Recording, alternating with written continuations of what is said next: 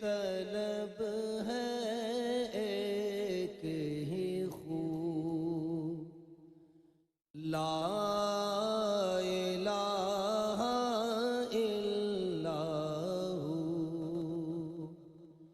ایک طلب ہے ایک ہی خو، لا الہ الا ہو، لا الہ الا ہو۔ اب تو ہے تو اور تو ہی تو، اب تو ہے تو اور تو۔ ہمارے اسلام میں نماز کو بنیادی حیثیت حاصل ہے۔ ہمارے پیارے آقا صلی اللہ علیہ وسلم نے نماز کے حوالے سے، نماز کی اہمیت کے حوالے سے اپنی امت کو کافی تلقین اور تاکید فرمائی ہے۔ رسول اللہ صلی اللہ علیہ وسلم جب اس دنیا سے ظاہری طور پر پردہ فرما ہوئے اور آپ کی ظاہری حیات طیبہ کے بالکل آخری لمحات تھے، سیدہ ام المؤمنین عائشہ صدیقہ رضی اللہ تعالیٰ عنہ ارشاد فرماتی ہیں کہ نبی اکرم صلی اللہ تعالیٰ علیہ وسلم نے 3 باتوں کی خاص تلقین فرمائی۔ آپ کی زبان اقدس سے 3 الفاظ ادا ہوئے۔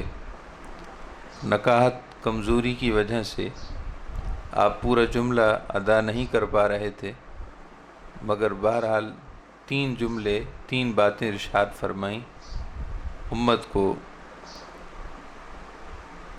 کو نصیحت فرماتے ہوئے، اور ان 3 باتوں میں سے جو بالکل ظاہری حیات طیبہ کی آپ کی آخری 3 وصیتیں اور تاکیدی وصیتیں تھیں، ان میں سے ایک یہ تھی کہ الصلاۃ الصلاۃ، یعنی اے میری امت نماز کا خیال رکھنا، اے میری امت نماز کو ادا کرنا، نماز کے ساتھ اپنا تعلق جوڑ کر رکھنا۔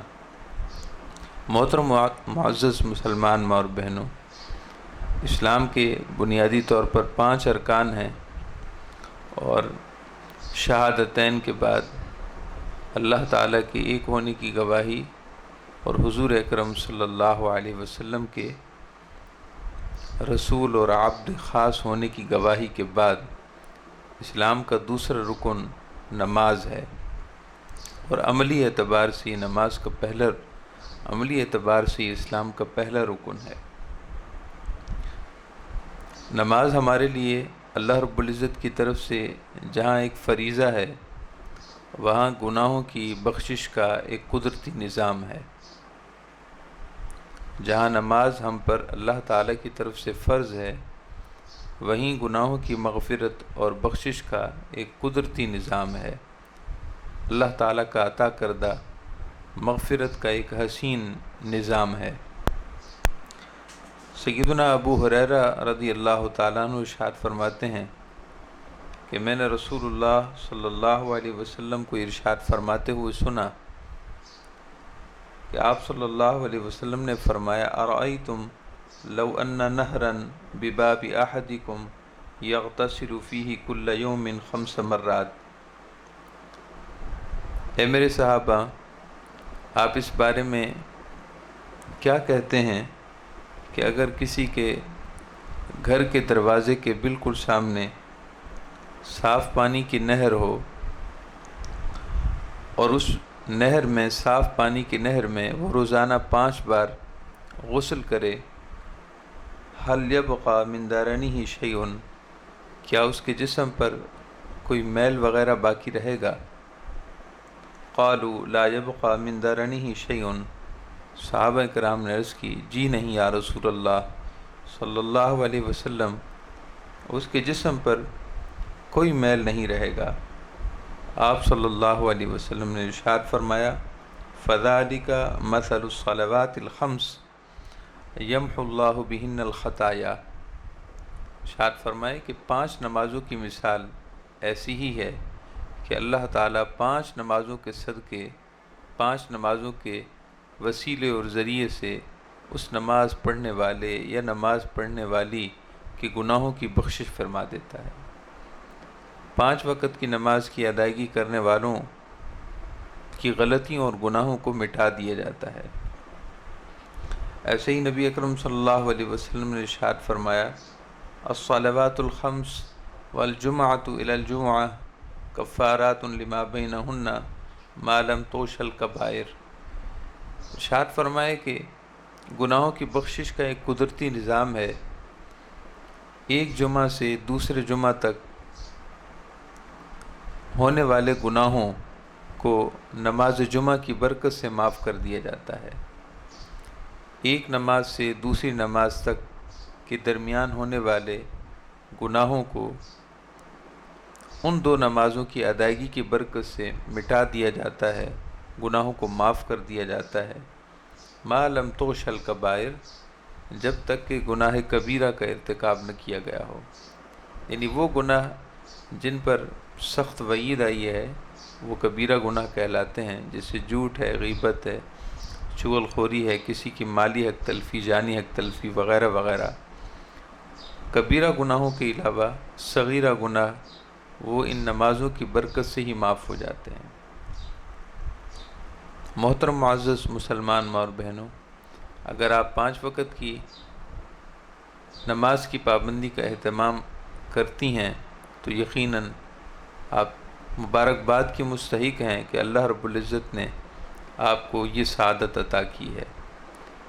لیکن آپ حاضرات ماؤں بہنوں میں سے جو بہنیں، جو بیٹیاں نمازوں کی پابندی نہیں کرتیں یا صرف ماہ رمضان میں انہوں نے پابندی شروع کی ہے، انہیں چاہیے کہ وہ اللہ تعالیٰ سے عہد کریں، اللہ تعالیٰ کے ساتھ عہد و پیمان کریں کہ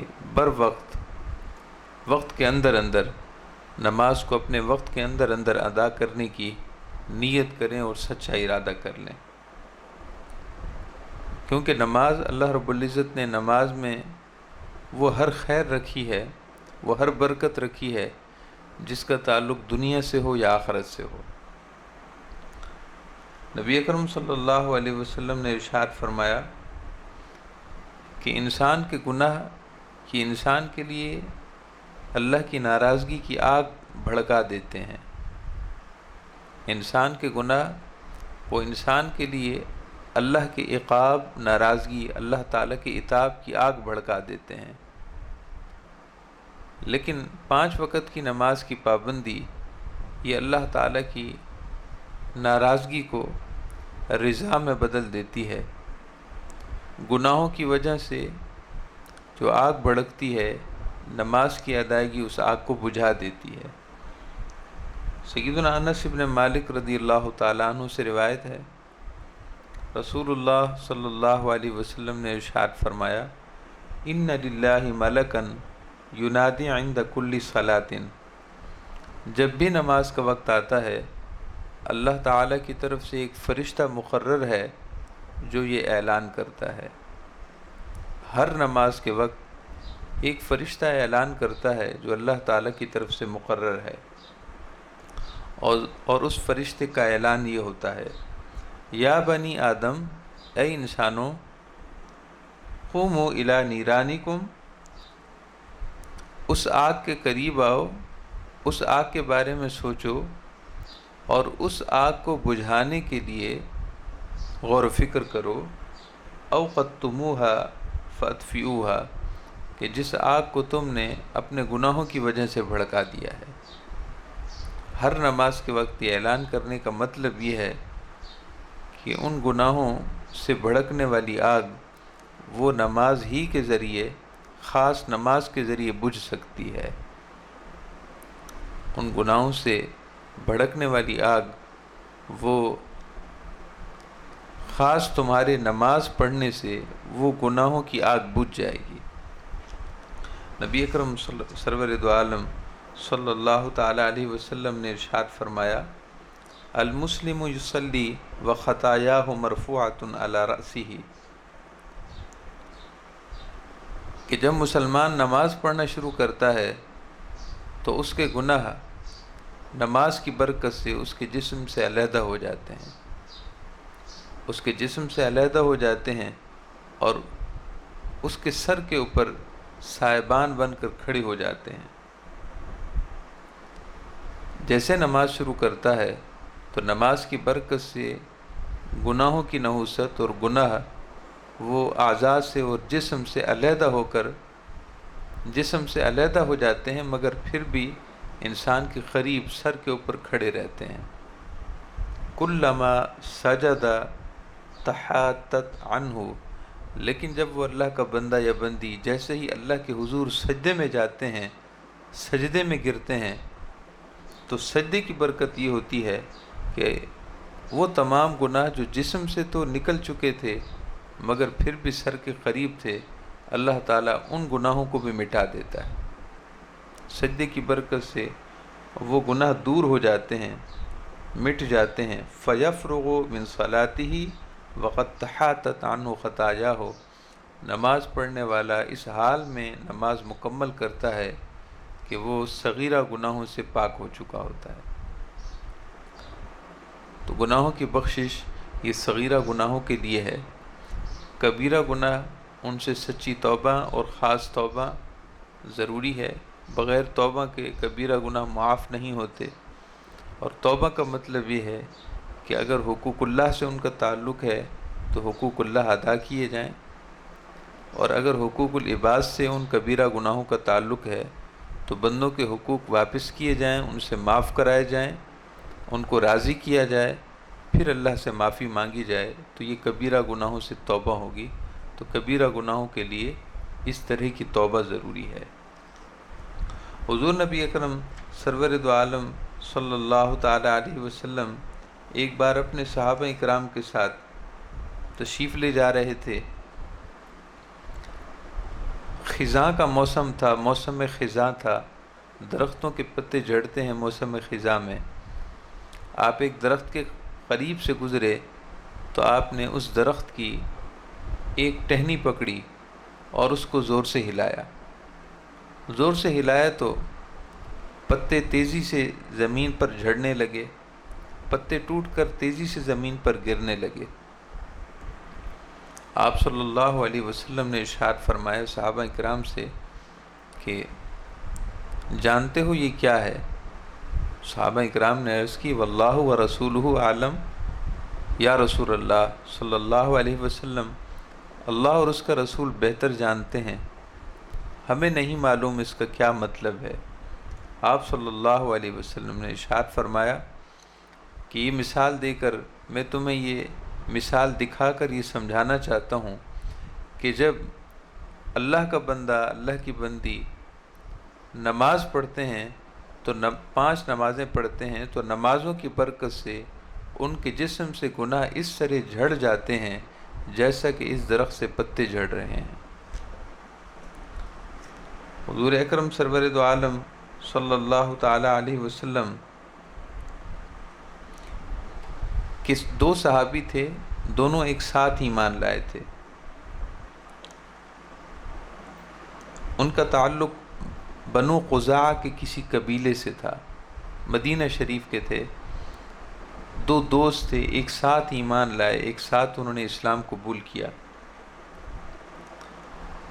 کچھ وقت گزرنے کے بعد ایک معرکہ ہوا، غزوہ ہوا، جس میں ان 2 میں سے ایک صحابی شہید ہو گئے، انہوں نے شہادت پا لی۔ وَأُخِّرَ الْآخَرُ سَنَةً، 1 سال درمیان میں گزر گیا، اور 1 سال گزرنے کے بعد وہ جو ان کے ساتھ دوسرے ایمان لائے تھے ان کی بھی کسی غزوہ میں شہادت ہو گئی یا ان کا انتقال ہو گیا۔ تو درمیان میں 1 سال کا فاصلہ تھا، ایمان ایک ساتھ لائے تھے مگر دونوں کی شہادت اور انتقال میں 1 سال کا فاصلہ ہوا۔ جب دوسرے کی شہادت ہوئی تو حضرت طلحہ بن عبید اللہ جو صحابی رسول ہیں جلیل القدر، وہ کہتے ہیں کہ میں نے ان دونوں کو خواب میں دیکھا۔ طلحہ بن عبید اللہ کہتے ہیں کہ میں نے ان دونوں کو خواب میں دیکھا، اور میں نے خواب میں یہ دیکھا کہ جن کا انتقال بعد میں ہوا تھا وہ جنت میں پہلے داخل ہوئے، اور جن کا انتقال 1 سال پہلے ہوا تھا وہ جنت میں ان کے بعد داخل ہوئے۔ اب دخول جنت تو آخر میں ہوگا، جنت میں داخلہ تو حساب کے بعد ہونا ہے، مگر جو کچھ ہونا تھا اللہ تعالیٰ نے ان کے خواب میں ان کو پہلے دکھایا۔ طلحہ بن عبید اللہ کو، سچے لوگوں کے خواب بھی سچے تھے، کامل لوگوں کے خواب بھی کامل ہوتے ہیں، تو انہوں نے یہ خواب دیکھا کہ جن کا انتقال سال بعد ہوا ہے وہ جنت میں پہلے داخل ہو رہے ہیں، اور جن کا انتقال پہلے ہوا ہے وہ جنت میں بعد میں داخل ہو رہے ہیں۔ تو انہوں نے اس خواب کا ذکر بارگاہ رسالت میں کیا اور تعجب کیا کہ ایسا کیوں ہے۔ آپ صلی اللہ تعالی علیہ وسلم نے ارشاد فرمایا، الیس قد صام بعدہ رمضان وصلی 6,000 رکعۃ وکذا وکذا رکعۃ صلاۃ السنہ۔ ارشاد فرمائے کہ اے عبید اللہ، اس میں تعجب کی کون سی بات ہے؟ جن کا انتقال 1 سال بعد ہوا ان کو مزید 1 سال مہلت ملی، اور انہوں نے اس 1 سال میں اضافی ایک ماہ رمضان کے روزے بھی رکھے، انہوں نے اتنی نمازیں پڑھیں، اتنی عبادات کیں۔ جن کا انتقال پہلے ہوا ان کی بنسبت دوسرے صحابی نے 1 سال مزید عبادتیں کی ہیں، سو ان کی مزید عبادتوں کی وجہ سے ان کا اجر اور ثواب بھی زیادہ تھا، سو وہ جنت میں پہلے داخلے کی استحقاق قرار پائے۔ محترم معزز مسلمان ماں اور بہنوں، جہاں زندگی ایک قدر ہے، جہاں زندگی ایک نعمت ہے، جہاں اللہ تعالیٰ نے ہمیں یہاں زندگی دی ہے، جہاں یہ ایک نعمت ہے تو اس نعمت کی قدر ہونی چاہیے، اور نعمت کی قدر یہ ہے کہ اللہ تعالیٰ نے جو عبادتیں ہم پر لازم کی ہیں ان کو ہم پابندی وقت کے ساتھ ادا کریں۔ محترم معزز مسلمان ماں اور بہنوں، نماز اسلام کا رکن ہے، نماز اللہ تعالیٰ کی طرف سے ایک فرض ہے، نماز صاحب ایمان کی شناخت اور علامت اور تعارف ہے، نماز دین کا ستون ہے، نماز ہمارے پیارے آقا صلی اللہ علیہ وسلم کی آنکھوں کی ٹھنڈک ہے، اور اولیاء ارشاد فرماتے ہیں نماز مومن کی معراج ہے۔ لہذا ہمیں چاہیے کہ نماز کے معاملے میں سستی نہ کریں، اپنے بچوں کو، اپنی بچیوں کو، اپنے گھر والوں کو گاہے بگاہے نماز کی تلقین کرتے رہیں، نماز کی اہمیت بتلاتے رہیں۔ حضور کا ارشاد ہے مفتاح الجنہ الصلاۃ، نماز کی چابی جنت ہے۔ حضور کا ارشاد ہے اول ما یحاسب بہ العبد یوم القیامہ الصلاۃ، بندے یا بندی سے سب سے پہلا سوال قیامت کے دن نماز کے بارے میں ہوگا۔ حضور کا ارشاد ہے صلی اللہ علیہ وسلم کہ سب سے پہلا سوال نماز کا ہوگا، نماز کا اگر سلیبس اور نصاب مکمل ہوا تو اس کے سارے اعمال باقی بھی نماز کی برکت سے قبول ہو جائیں گے، اور اگر نماز کا معاملہ نامکمل رہا تو دوسرے نیک اعمال کی برکت بھی ادھوری رہ جائے گی۔ ہمارے پیارے آقا صلی اللہ علیہ وسلم کا ارشاد ہے کہ جس کا نماز کا معاملہ نامکمل ہوا وَإِن فَسَدَتْ فَقَدْ خَابَ وَخَسِرَ، جس کا نماز کا معاملہ نامکمل رہا وہ خائب و خاسر ہوگا، یعنی اسے کامیابی نصیب نہیں ہوگی۔ ہمارے پیارے آقا کا ارشاد ہے صلی اللہ علیہ وسلم لا ایمان لمن لا امانت لہ، جس میں امانت نہیں اس میں ایمان نہیں، ولا صلاۃ لمن لا طہور لہ، اور جس کی طہارت نہیں اس کی نماز نہیں، ولا دین لمن لا صلاۃ لہ، اور اس کا دین نہیں ہے، یعنی کامل دین نہیں جس میں نماز نہیں ہے۔ ولا دین لمن لا صلاۃ لہ، جس میں نماز نہیں ہے یعنی نماز ادا نہیں کرتا تو اس کا دین نہیں، یعنی اس کا دین کامل نہیں۔ حضور کا ارشاد ہے انما موضع الصلاۃ من الدین کموضع الرأس من الجسد، انسان کے جسم میں جو سر کو بنیادی اور مرکزی حیثیت حاصل ہے کہ اگر سر نہ ہو تو روح نہیں رہ سکتی. یعنی اگر ہاتھ کٹ جائے تو بہت سے انسان ہم نے جیتے دیکھے ہیں، پاؤں کٹ جاتے ہیں لیکن انسان زندہ رہتے ہیں، دیگر اعضاء کی بھی یہی حالت ہے. لیکن آپ غور کیجئے کہ اگر سر کٹ جائے تو انسان کی زندگی نہیں رہتی، انسان زندہ نہیں رہ سکتا. سر کو انسان کی زندگی کے ساتھ مرکزی حیثیت حاصل ہے. ارشاد فرمایا کہ جیسے کہ جسم کے ساتھ سر کی حیثیت ہے، وہی حیثیت نماز کو دین کے ساتھ ہے. وہی حیثیت نماز کو دین کے ساتھ ہے.